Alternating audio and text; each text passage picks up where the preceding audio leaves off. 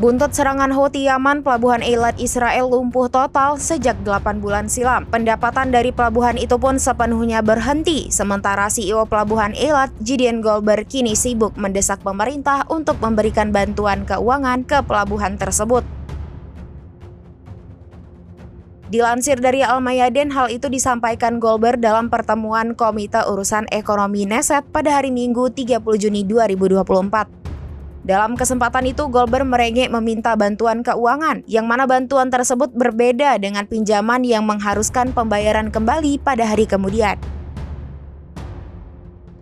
Pasalnya, pelabuhan Eilat telah lumpuh total sejak 8 bulan terakhir. Ia pun menekankan bahwa penutupan pelabuhan Eilat itu bukan karena salah urus, melainkan karena adanya serangan bertubi-tubi dari militan Palestina.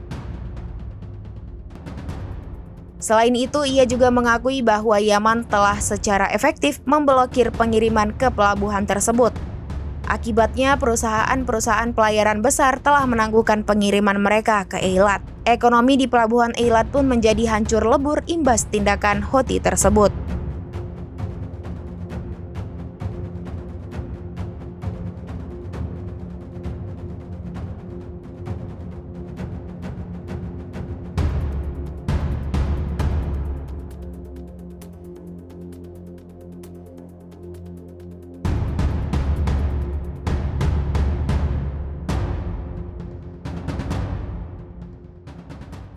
Download Tribun X sekarang, menghadirkan lokal menjadi Indonesia.